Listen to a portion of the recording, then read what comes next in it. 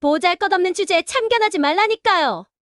단지 입구가 쩌렁하게 울렸습니다. 수진의 말투엔 분노보다 오만이 묻어 있었습니다. 차창 너머로 그녀의 얼굴은 비웃음으로 굳어 있었고 손목에 걸린 금빛 시계가 햇살을 받아 번쩍였습니다. 이래서 싼 단지는 싫다니까. 늙은이들이 일을 몰라요. 그녀는 악셀을 밟아 차를 앞으로 밀었습니다. 놀란 택배기사가 상자를 떨어뜨렸고 유리 깨지는 소리가 찢기듯 울렸습니다. 태식은 급히 달려가 상자를 주워들었습니다. 손등에 유리 조각이 박혀 피가 번졌지만 그는 아무 말도 하지 않았습니다. 그저 고개를 숙인 채 흩어진 조각을 하나씩 모았습니다.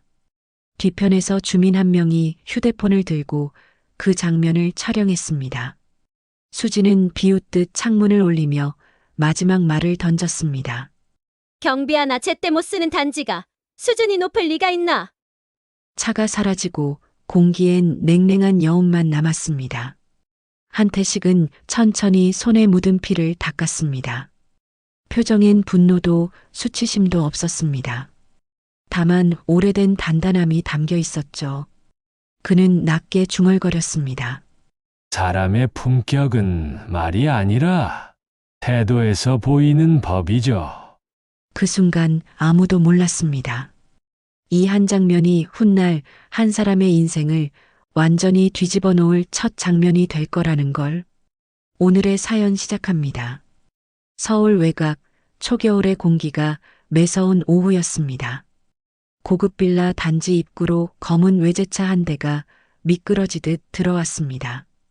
엔진 소리가 요란했고 차 안에서는 휴대폰 통화 소리가 새어나왔습니다. 새 입주민인 수진이었습니다. 한 손으로는 커피를 들고 다른 손으로는 통화를 이어가며 차창을 내렸습니다. 그녀의 얼굴엔 피곤보다는 오만이 짙게 묻어 있었습니다. 한태식은 경비복 윗단추를 잠그며 정문 앞에 서 있었습니다. 새 입주 세대의 차량 출입이 잡혀 있어 미리 주차 동선을 안내하려던 참이었죠.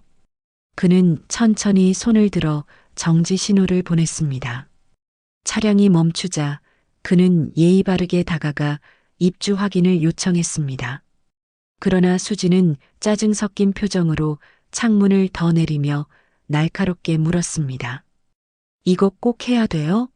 시간 없거든요. 짧은 한마디였습니다. 그러나 말보다 더 불쾌한 것은 그녀의 시선이었습니다. 상대를 훑어보며 비웃는 듯한 눈빛. 태식은 잠시 숨을 고르고 차분히 주차 구역을 안내했습니다. 그녀가 듣지 않아도 상관없다는 듯한 태도였지만 그의 말끝에는 묘한 단단함이 묻어 있었습니다. 수지는 그의 말을 자르는 듯 악셀을 밟았습니다. 차가 앞으로 튀어나가며 옆을 지나던 택배기사가 놀라 균형을 잃었습니다. 상자가 바닥에 떨어지고 유리 깨지는 소리가 났습니다. 태식은 즉시 달려가 상자를 잡았습니다. 다행히 깨진 것은 안에 들어있던 유리 장식품이었죠. 수지는 차에서 내리지 않았습니다. 대신 차창을 조금 더 내리고 말했습니다. 보잘것없는 주제에 길 하나 제대로 못 지켜요? 그녀의 말투는 비웃음에 가까웠습니다. 주변에 있던 배달원과 경비보조 김봉수가 순간 숨을 멈췄습니다. 태식은 아무 말 없이 상자를 들어 올렸습니다. 그의 손끝이 약간 떨렸지만 표정엔 변화가 없었습니다. 관리소장 오인호가 뛰어나와 상황을 수습했습니다. 그는 수진에게 예의를 지켜달라며 부드럽게 말했지만 수진은 단 한 번도 사과하지 않았습니다. 오히려 차창을 닫으며 짧게 한숨을 내쉬었죠. 차는 지하 주차장으로 사라졌습니다. 오인호는 태식 옆에서 작게 말했다. 새 세대 까다롭네요. 태식은 고개를 끄덕이며 말없이 낡은 노트를 꺼냈습니다. 그리고 짧게 기록했습니다. 신규 입주자, 차량 진입 시 과속 및 언행주의 필요. 그는 그 한 줄을 쓰며 천천히 펜을 내려놓았습니다. 눈빛은 흔들리지 않았지만 오래된 상처를 짚은 듯 미세한 고통이 스쳤습니다. 지하에서는 또 다른 소란이 이어졌습니다. 수지는 관리 직원에게 엘리베이터가 느리다며 짜증을 냈고 짐을 옮기던 기사에게 조심 좀 하라고 날을 세웠습니다. 기사들은 서로 눈을 마주쳤지만 아무도 대꾸하지 않았습니다. 그들은 이미 그녀의 성격을 짐작한 듯 했습니다. 입주가 끝난 저녁, 단지는 고요했습니다. 경비초소의 불빛만이 희미하게 깜빡이고 있었습니다. 태식은 순찰을 돌다 지하 램프 앞에서 멈췄습니다. 낮에 수진이 차를 몰던 그 자리였습니다. 바닥에는 그녀의 타이어 자국이 검게 남아 있었습니다. 그는 손전등을 비추며 작은 돌멩이를 치우고 주차 라인을 다시 정돈했습니다. 그러곤 천천히 입술을 다물었습니다. 그 순간 그의 휴대폰이 울렸습니다. 태식이 형, 내일 회의 있으니까 오전은 비우세요. 전화 너머로 들려온 목소리는 관리소 직원의 것이었습니다. 태식은 짧게 알겠어요 라고 답했습니다. 목소리엔 여전히 평정이 있었죠. 순찰을 마친 그는 경비초소 안으로 돌아왔습니다. 낡은 전기난로에서 미약한 열이 새어나왔습니다. 태식은 의자에 앉아 모자를 벗었습니다. 머리 위에 백발이 희미한 불빛에 번졌습니다. 그는 잠시 눈을 감고 생각했습니다. 사람은 다 겪어봐야 알죠. 그 여자가 어떤 사람인지도 곧 알게 될 겁니다. 그는 말없이 노트북 화면을 켰습니다. 낮에 찍힌 CCTV 영상이 자동으로 저장되는 폴더를 확인했습니다. 거기에는 수진이 택배기사를 밀치던 장면과 차창 밖으로 비아냥거리던 모습이 그대로 남아 있었습니다. 그는 파일 이름을 바꾸지 않고 그대로 두었습니다. 커서를 잠시 멈춘 채 그는 천천히 손을 떼었습니다. 그리고 경비실 창문 밖으로 고개를 돌렸습니다. 창 너머로 수진의 차가 주차된 자리, 반짝이는 검은 차체가 보였습니다. 그래요, 세상은 공평하죠. 조금 늦을 뿐이에요. 그의 입가에 아주 희미한 미소가 번졌습니다. 고요한 밤, 단지의 가로등이 하나씩 꺼지고 있었습니다. 그는 다시 모자를 눌러 쓰고 순찰등을 들었습니다. 차가운 공기 속에서 그의 발자국이 단정하게 이어졌습니다. 다음 날 오전 단지 내 게시판에는 새 입주민 환영 공지가 붙어 있었습니다. 수진의 이름도 새 입주자 명단에 포함되어 있었지만 그녀는 이미 주민들 사이에서 좋지 않은 인상을 남기고 있었습니다. 어제의 일을 본 몇몇 주민이 새로 들어온 여자, 참 버릇없더라는 말을 흘렸고 소문은 순식간에 퍼졌습니다. 그러나 수지는 그런 시선을 신경 쓰지 않았습니다. 그녀는 아침부터 노트북을 켜고 커뮤니티 게시판에 글을 남겼습니다. 경비원들의 응대가 너무 불친절합니다. 입주민 교육이 필요해요. 그녀는 스스로를 정당한 사람이라 믿었습니다. 잘못된 것은 늘 다른 사람이라고 여겼죠. 관리소장 오인호는 그 글을 읽고 한숨을 쉬었습니다. 그는 경비실로 내려가 한태식을 찾아가 조심스럽게 말했다. 새 입주자님이 또 글을 올리셨네요. 이번엔 불친절 문제래요. 태식은 커피를 한 모금 마시며 짧게 웃었습니다. 그냥 기록만 남겨두세요. 그날 오후 택배기사가 유모차를 밀고 지나가던 입주민 옆을 지나가다 상자를 떨어뜨렸습니다. 상자 안에는 고가의 화병이 들어 있었고 포장지가 찢어졌습니다. 그 순간 수진이 나타났습니다. 그녀는 상황을 정확히 파악하지도 않고 택배기사를 향해 고함을 질렀습니다. 이게 얼마짜린 줄 알아요? 당신이 갚을 수 있겠어요? 주변에 있던 입주민. 박 부인이 놀라 휴대폰을 꺼내 들었습니다. 그녀는 손가락으로 녹화 버튼을 눌렀습니다. 한태식이 급히 다가와 상황을 진정시켰습니다. 괜찮습니다. 제가 정리하죠. 그는 떨어진 상자를 주워 다시 포장하며 택배기사에게 괜찮다고 고개를 끄덕였습니다. 하지만 수지는 그런 모습을 비웃으며 손을 뿌리쳤습니다. 이게 경비예요? 고객 응대가 이 모양이니까 민원이 생기죠. 그녀의 목소리는 로비에 울려 퍼졌고 박 부인은 촬영을 멈추지 않았습니다. 관리소장 오인호가 내려와 사과했지만 수지는 냉정했습니다. 그녀는 오히려 태식에게 책임을 전가하며 목소리를 높였습니다. 제가 어제부터 여러 번 느꼈는데요. 이 단지는 기본이 안 되어 있네요. 그 말에 오인호의 표정이 굳었습니다. 그는 경비원들에게 일일 보고서를 더 꼼꼼히 쓰라고 지시했습니다. 그날 저녁 관리소 회의가 열렸습니다. 주민대표인 최 과장은 노트를 펼치며 말했습니다. 오늘 또 민원 들어왔습니다. 새 입주자요. 회의실에는 묘한 정적이 감돌았습니다. 경비원들은 피곤한 얼굴로 고개를 숙였고 오인호는 중재안을 적었습니다. 민원 발생 시 CCTV 즉시 확인 입주민 대응은 정중히 언쟁 절대 금지. 한태식은 그 종이를 바라보다가 고개를 끄덕였습니다. 네, 그렇게 하죠. 그의 목소리는 낮고 담담했습니다.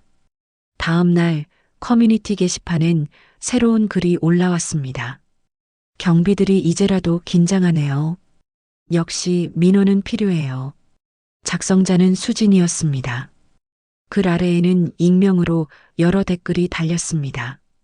본인 예절부터 배우세요. 그분 어제 택배기사한테 소리 지르던데 예비회장 며느리라던데 참 무섭네요. 그녀는 댓글을 무시하고 창을 닫았습니다. 그러나 화면 밖에서는 이미 그녀의 이름이 단지 전체에 퍼지고 있었습니다. 그날 저녁 수지는 민재와 통화를 했습니다. 오빠, 여기 단지 경비 수준이 너무 낮아. 사람 대하는 기본이 없더라니까. 민재는 잠시 말을 아꼈습니다. 그는 아버지의 직업을 말하지 않았습니다. 수진이 그 사실을 알면 태도의 무게가 달라질 것임을 알고 있었죠. 그래, 알겠어. 너무 예민하게 굴지 말고. 상견례 고지니까.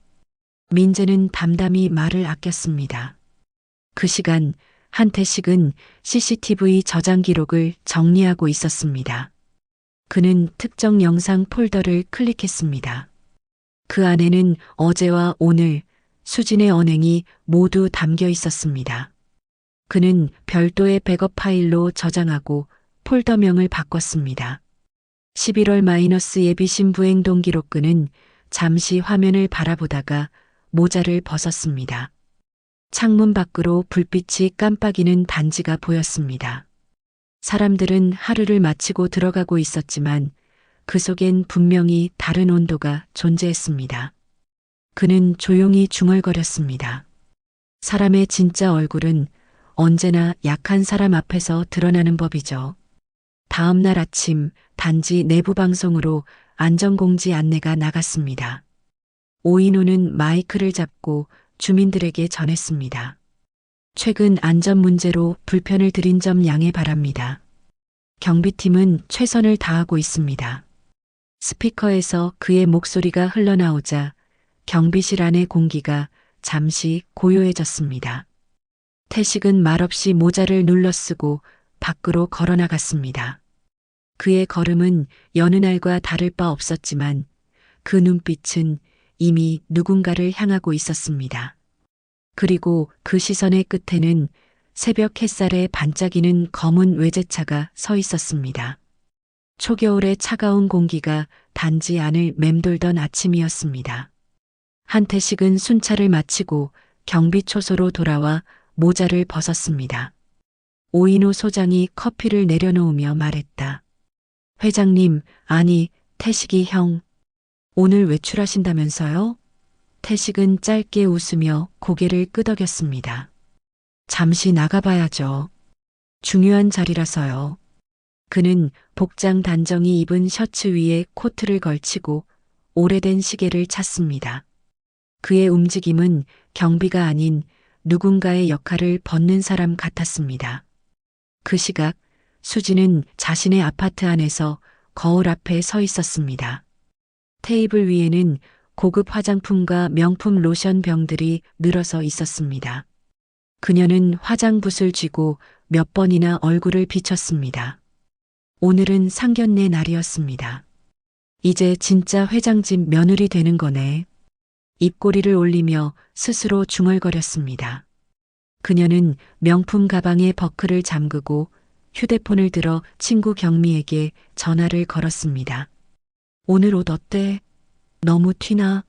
경미는 피곤한 목소리로 답했습니다. 좀 점잖게 입어. 어른들이랑 자리잖아. 수지는 대수롭지 않게 웃으며 통화를 끊었습니다. 그녀는 거실에 앉은 어머니를 향해 말했습니다. 엄마, 그 시댁 쪽 별거 없을 거야. 오빠 얘기로는 아버지 은퇴하셨대. 어머니는 화려한 진주 귀걸이를 만지며 대꾸했습니다. 그래도 회장 집안이면 격식은 갖춰야지. 내가 중심 잡아야 해. 그 말에 수지는 더욱 자신감이 붙었습니다.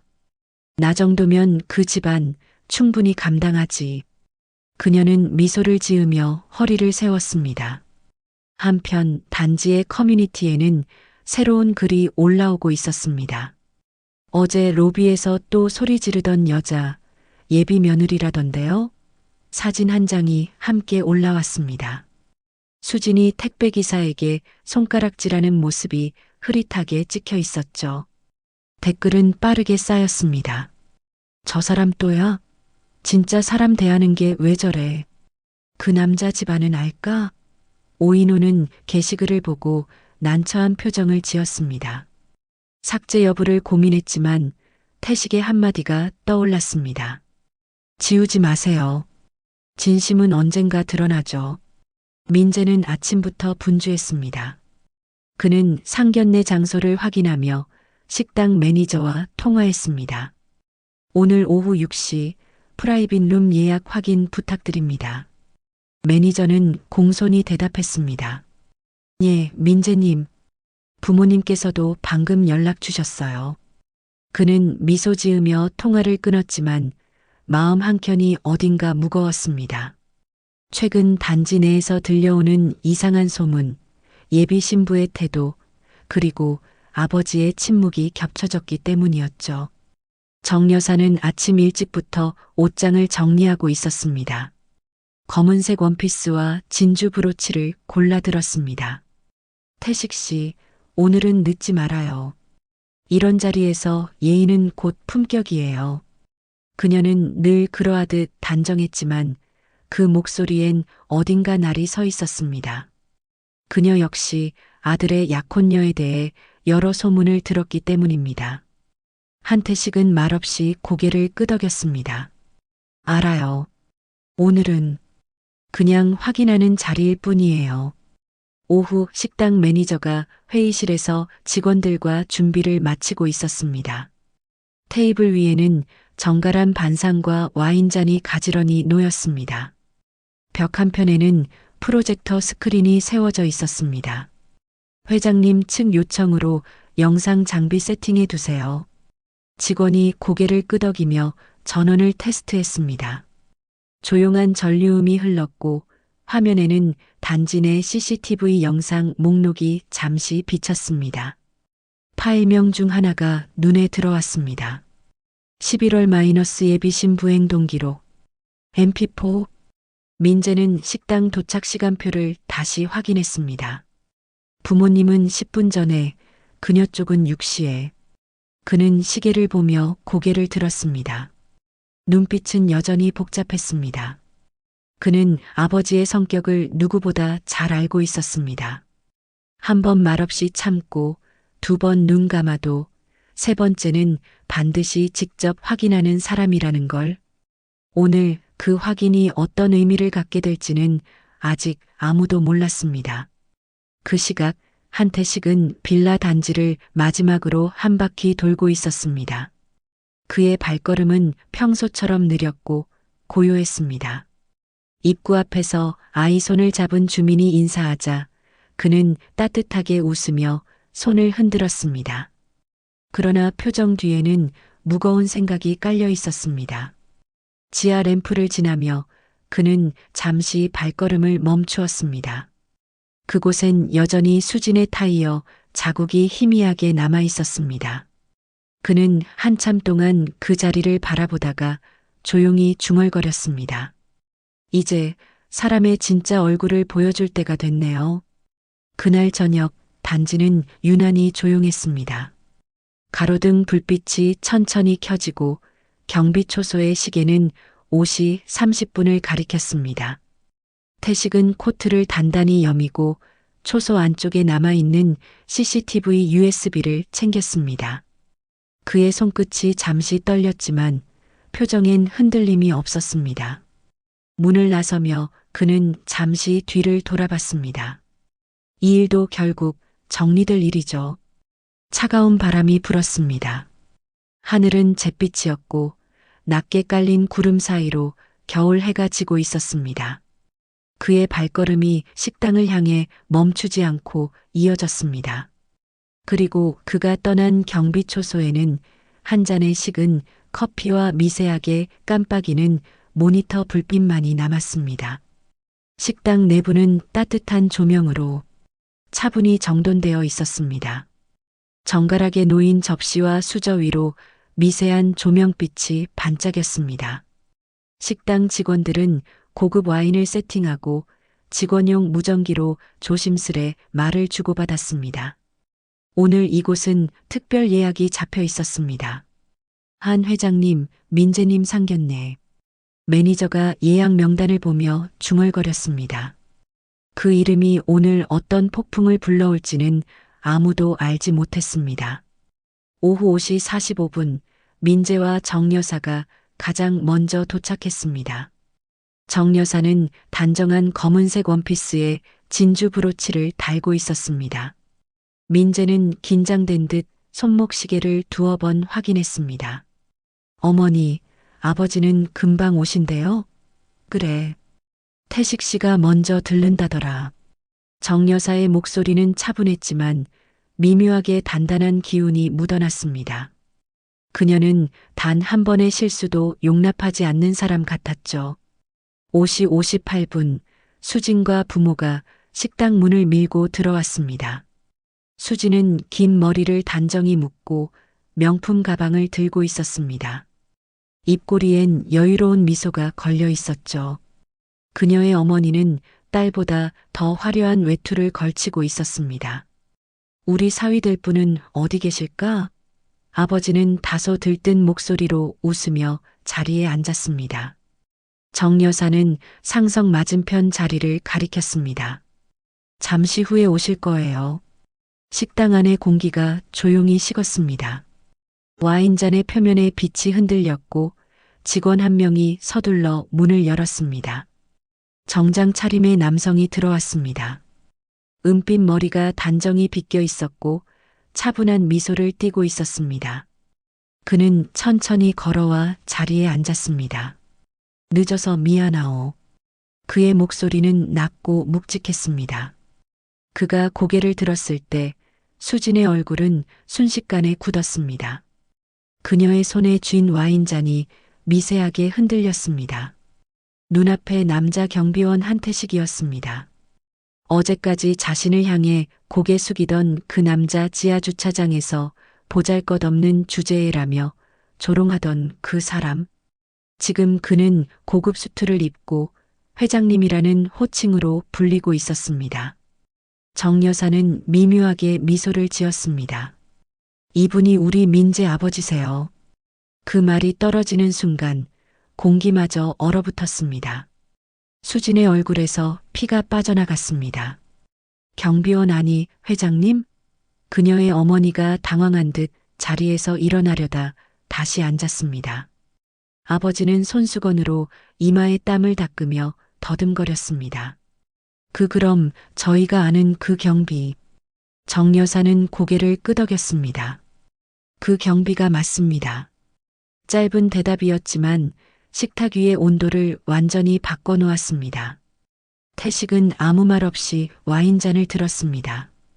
그의 손끝은 흔들리지 않았고 표정은 평온했습니다. 그는 천천히 리모컨을 눌렀습니다.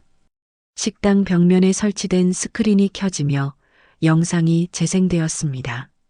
CCTV 화면이었죠.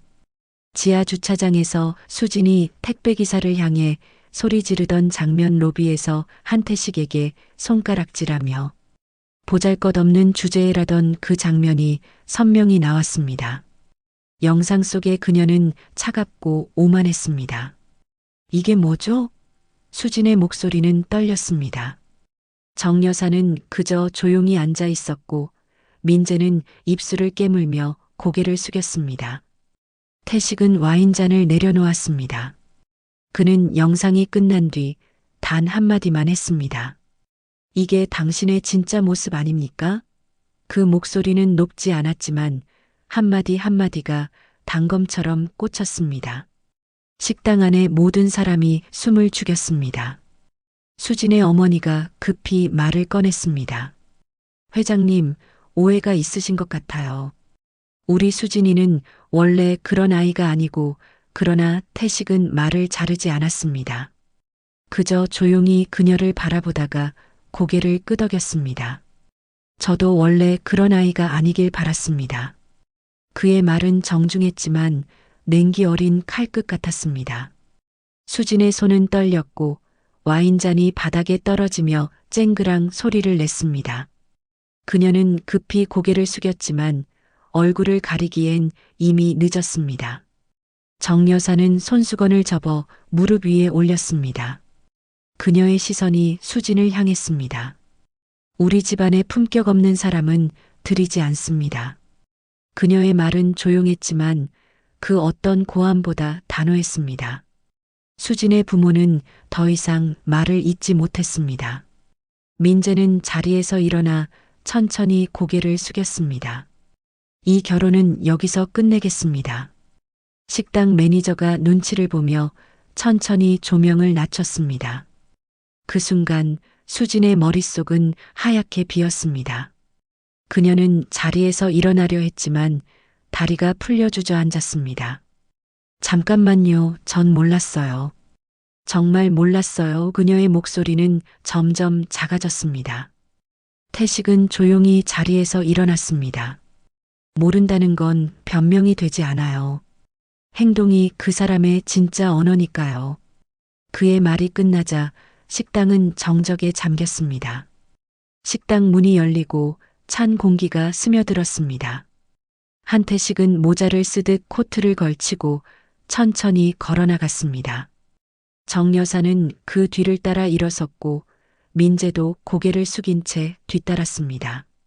남은 건 와인 얼룩과 식탁 위에 떨어진 깨진 잔뿐이었습니다. 수진의 손끝이 그 잔을 덮으려 떨렸습니다. 그녀는 고개를 숙인 채 아무 말도 하지 못했습니다. 밖에서는 식당 간판 불빛이 천천히 꺼지고 바람에 커튼이 흔들렸습니다. 그날 밤 누군가는 인생의 가장 큰 상견례를 치렀고 누군가는 그날을 끝으로 다시는 고개를 들지 못했습니다. 다음 날 아침 단지 내 커뮤니티가 폭발했습니다. 예비 며느리 갑질 영상이라는 제목의 게시글이 새벽에 올라왔고 조회수는 순식간에 1000단위를 넘겼습니다. 영상에는 식당에서 공개된 CCTV 일부가 담겨 있었습니다. 수진이 경비원에게 손가락질하며 보잘것없는 주제라고 말하던 장면이 그대로 재생되었습니다. 누군가가 식당 관계자를 통해 영상을 유출한 것이 분명했습니다. 주민들은 댓글을 달며 분노와 조롱을 쏟아냈습니다. 사람은 겉모습이 다가 아니네. 회장님 아들이랑 결혼하려다 인생 망했네. 그 짧은 영상은 몇 시간 만에 온라인 커뮤니티 전체로 퍼졌습니다. 그리고 오후엔 포털 실시간 검색어 1위에 갑질 예비 며느리라는 단어가 올랐습니다. 수진은 회사로부터 연락을 받았습니다. 이미 사내 이미지 훼손이 심각하니 당분간 출근하지 마세요. 그녀는 억울함을 호소했지만 아무도 들어주지 않았습니다. 회사 인사팀은 짧은 이메일로 계약 해지를 통보했습니다. 귀하의 언행이 당사의 사회적 기준에 부합하지 않습니다. 그 문장 하나가 그녀의 사회적 신분을 완전히 무너뜨렸습니다. 그녀는 그 자리에서 노트북을 닫으며 욕을 삼켰습니다. 화면 속 기사에는 여전히 자신의 얼굴이 떠 있었죠. 상견례 도중 경비원에게 갑질한 예비 며느리, 알고 보니 시아버지가 회장이었다. 제목만 봐도 모든 게 요약되어 있었습니다. 정 여사는 기자들의 질문에 일절 대답하지 않았습니다. 저희는 할 말이 없습니다. 그녀는 짧게 말하고 현관문을 닫았습니다. 민재 역시 입을 다물었습니다. 그는 기자들이 쫓아와 결혼 파기 이유를 묻자 고개만 저었습니다. 그냥 가치관의 차이였습니다. 그 말은 짧았지만 냉정했습니다. 더 이상 설명은 필요하지 않았습니다. 설명하지 않아도 세상은 이미 결론을 내렸으니까요. 한태식은 그날도 경비복을 입었습니다. 마치 아무 일도 없었던 것처럼 단지 순찰을 돌았습니다. 오인호 소장이 다가와 조용히 물었습니다. 회장님, 이 정도면 너무 심하지 않습니까? 태식은 담담히 고개를 저었습니다. 아닙니다. 아직 배움의 기회가 남았죠. 그의 목소리는 흔들림이 없었습니다. 그저 사실을 확인하듯 단호했습니다. 사람이 무너질 땐 남이 아닌 자기 손으로 스스로 무너지는 법이에요. 저녁이 되자 주민들은 관리소 앞에 모였습니다. 누군가 그 영상의 원본을 틀었고 사람들은 조용히 지켜봤습니다. 영상 속 수진의 태도는 더 이상 변명의 여지가 없었습니다. 보잘것없는 주제에 참견하지 말아요. 그 대사는 마치 저주처럼 퍼졌습니다. 그 순간 한 아이가 엄마에게 물었습니다. 엄마, 저 언니는 왜 화냈어? 엄마는 대답하지 않았습니다. 대신 아이의 손을 잡고 자리를 떠났습니다. 다음 날 포털엔 추가 기사들이 쏟아졌습니다. 회사 퇴출된 예비 며느리, 사과문 올려. 수지는 결국 SNS에 글을 올렸습니다. 진심으로 사과드립니다. 저의 경솔한 언행으로 상처를 드린 모든 분께. 그러나 댓글은 냉혹했습니다. 이제 와서 사과? 늦었어요. 경비원님한테 직접 하세요. 수백 개의 비난이 쏟아졌고 계정은 곧 비활성화되었습니다. 그녀의 친구 경미마저 연락을 피했습니다. 지금은 아무 말도 못하겠어. 미안. 짧은 문자 하나만 남기고 연락이 끊겼습니다. 그 시각 한태식은 주민회의실에서 작은 발표를 진행하고 있었습니다. 이번 일을 계기로 우리 단지의 근무 매뉴얼을 다시 세워야 합니다. 그의 앞에는 경비원과 관리 직원들이 앉아 있었습니다. 그는 조용히 이어갔습니다. 사람은 누구를 대하든 예의로 시작해야 합니다. 그것이 이 단지의 품격이 되어야죠. 그 말에 모두가 고개를 끄덕였습니다. 그날 회의록 마지막 줄에는 이렇게 적혔습니다. 사건 종료. 주민 교육 지속 시행. 며칠 뒤 수진의 부모는 집 앞에서 기자들에게 쫓겼습니다. 따님이 회장님 댁과 관계가 완전히 끝났습니까? 결혼은 취소된 겁니까?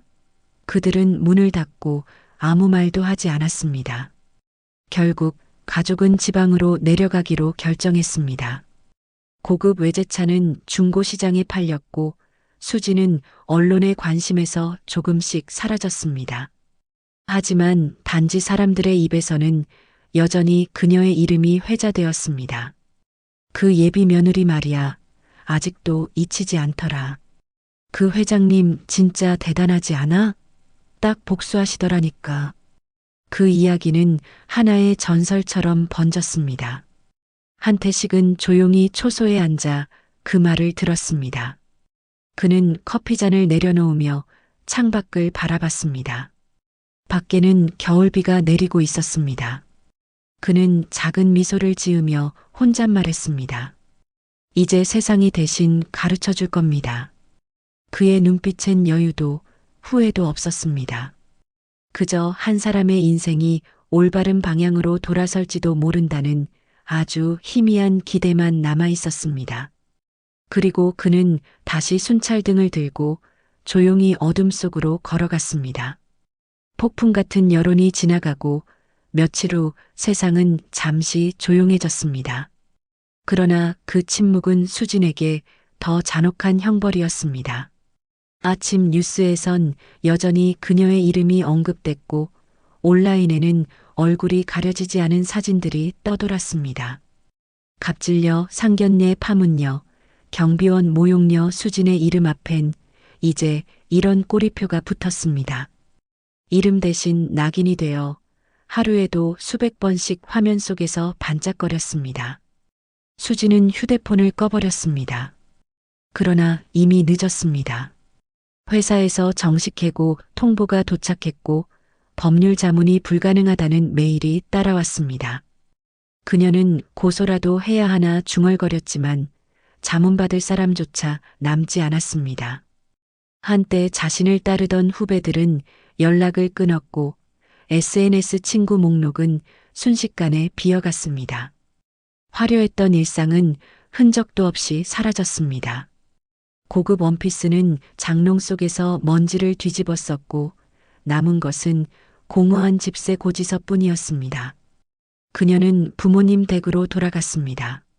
하지만 그곳에서도 냉대가 기다리고 있었습니다. 이게 다 내가 만든 일이잖아. 아버지는 술을 마신 채 말했고 어머니는 그 말을 부정하지 않았습니다. 딸을 감싸주던 손길은 이제 무겁게 접힌 팔짱으로 바뀌었습니다. 수지는 집 안구석에서 몇 날을 울다가 결국 조용히 짐을 쌌습니다. 작은 캐리어 하나, 옷 몇 벌, 그리고 낡은 메이크업 브러쉬 세트가 전부였습니다. 그녀는 아무 말 없이 집을 나섰습니다. 며칠 뒤 수지는 구인 사이트를 뒤지다 미용학원 보조 강사 공고를 발견했습니다. 뷰티 아카데미 보조, 경력 무관, 급여 협의. 그녀는 그 문장을 붙잡듯 클릭했습니다. 예전엔 부하 직원이 써주던 자기소개서를 이번엔 직접 작성했습니다. 성실히 일하겠습니다. 단 4줄이 전부였습니다. 며칠 후 전화가 왔습니다. 내일부터 나와요. 그녀는 울먹이며 감사합니다를 반복했습니다.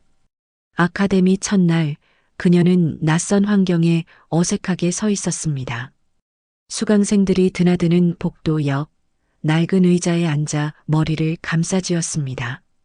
화려한 조명이 켜졌지만 그녀의 얼굴은 여전히 그림자에 묻혀 있었습니다.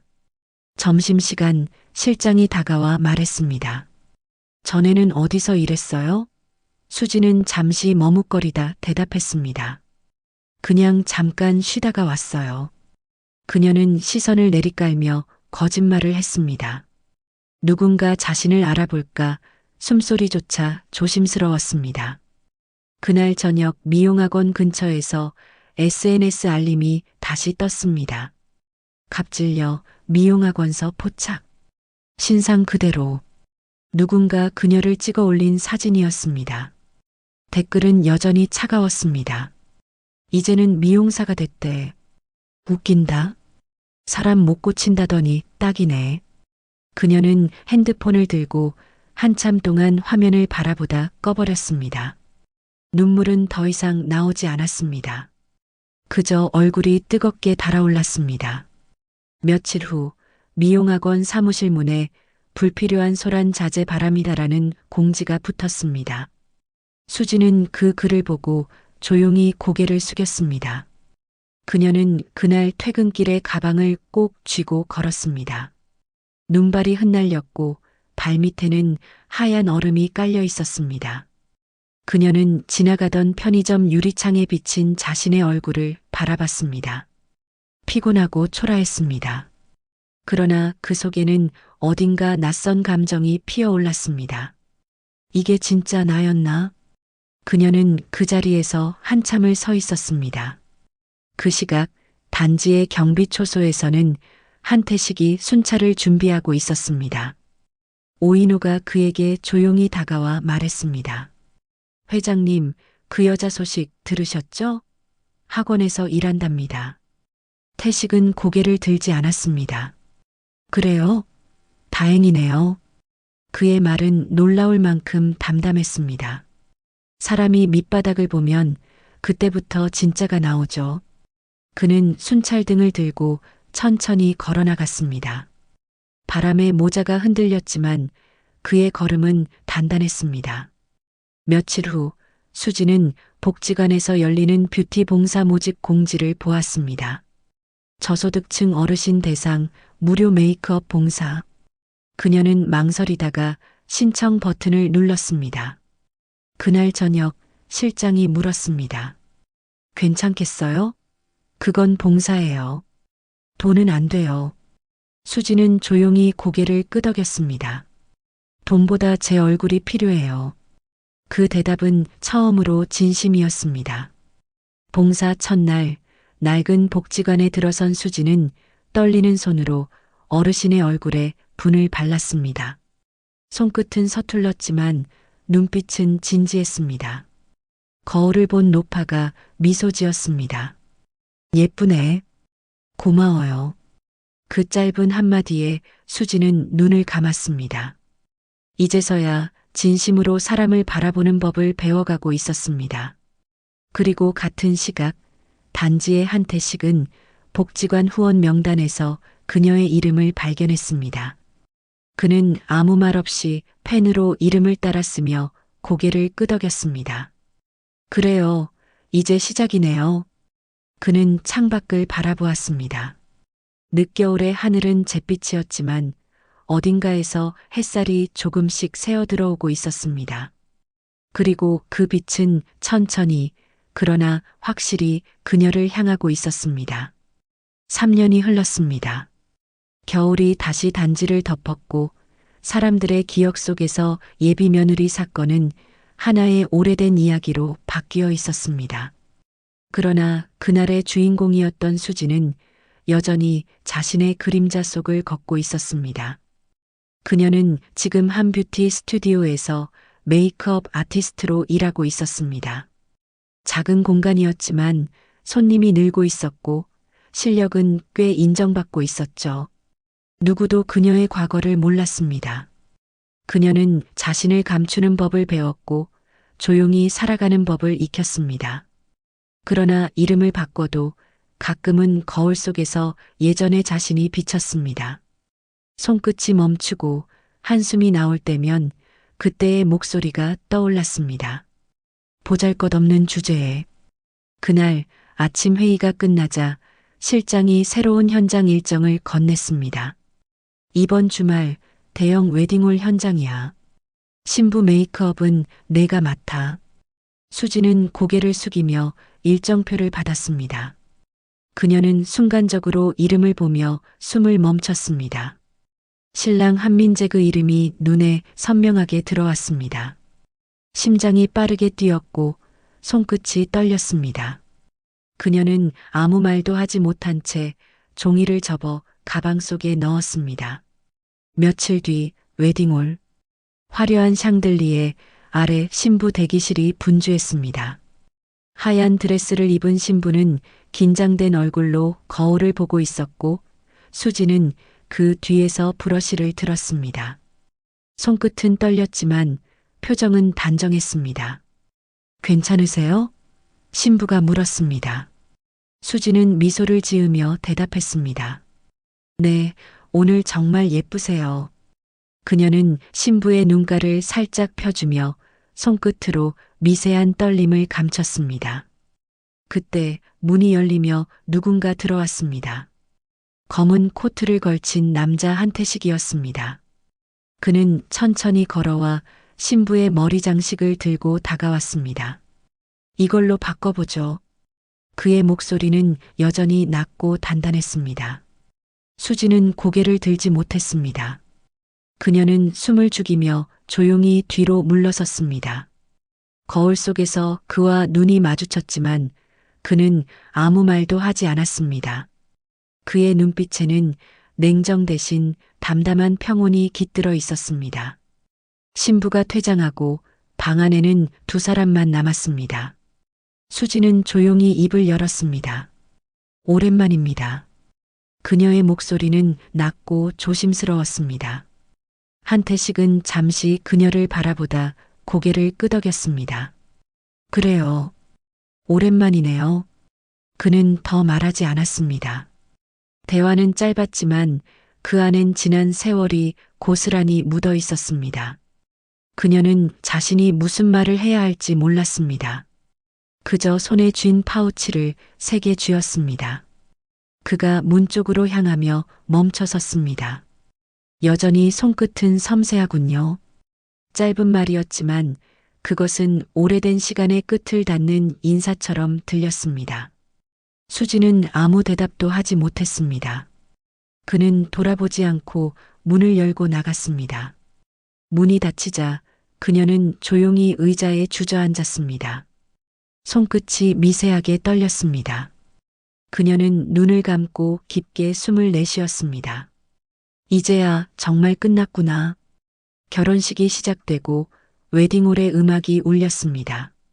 신부가 입장하며 사람들의 시선이 집중되었습니다. 뒤편의 복도에서 수지는 멀리서 그 모습을 바라봤습니다. 하얀 꽃잎이 흩날리고 민재와 신부가 서로의 손을 맞잡았습니다. 그 장면은 마치 다른 세상의 이야기처럼 멀었습니다. 그녀는 천천히 뒤돌아섰습니다. 복도를 따라 걸어가며 고개를 숙였습니다. 눈가에 맺힌 눈물이 이마를 타고 떨어졌습니다. 그때 웨딩홀 스피커에서 사회자의 멘트가 흘러나왔습니다. 오늘 결혼식은 신랑의 아버지 한태식 회장님의 뜻깊은 후원으로 진행되었습니다. 그 말이 끝나자 박수가 터졌습니다. 수지는 발걸음을 멈췄습니다.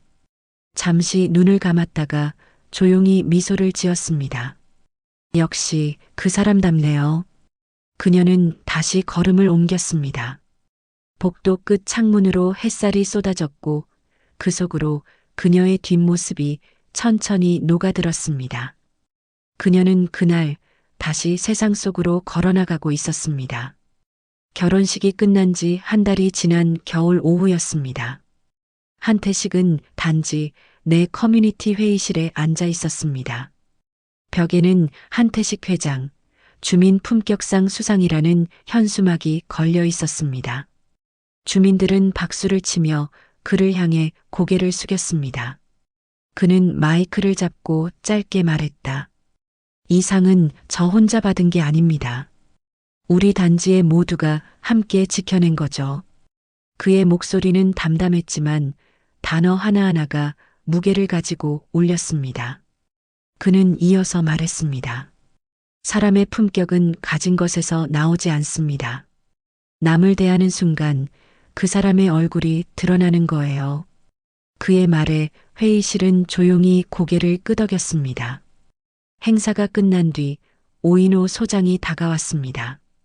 회장님, 새로 만든 교육 영상 편집본 가져왔습니다. USB를 건네며 그는 미소를 지었습니다. 태식은 그것을 받아들고 노트북을 켰습니다. 화면엔 단지 CCTV로 만든 입주민 예절 교육 영상이 재생됐습니다. 영상 말미에는 그 사건의 일부 장면이 들어 있었습니다. 한 여자가 경비원을 밀치며 화를 내던 장면 그리고 자막이 떴습니다. 품격은 재산이 아니라 태도에서 시작됩니다. 태식은 그 문장을 천천히 바라봤습니다. 한동안 아무 말도 하지 않았습니다. 그 시각 작은 미용실에서는 수진이 거울 앞에 서 있었습니다. 간판에는 수 메이크업이라는 작은 글씨가 새겨져 있었습니다. 그녀는 아침 일찍 가게 문을 열고 유리창을 닦았습니다. 그녀의 손끝에는 여전히 떨림이 있었지만 그 표정은 평온했습니다. 그녀의 고객 대부분은 근처 주민들이었고 노인들이 많았습니다. 오늘 첫 손님은 복지관에서 소개받은 할머니였습니다. 얘야, 나도 예쁘게 좀 해줘. 수지는 웃으며 대답했습니다. 물론이죠. 오늘은 젊은 시절로 돌아가게 해드릴게요. 그녀는 파우더를 털며 손끝으로 주름을 따라 천천히 화장을 했습니다. 거울 속의 노파는 자신을 보고 웃었습니다. 참 따뜻하구나. 예전엔 이런 사람이 아니었을 텐데.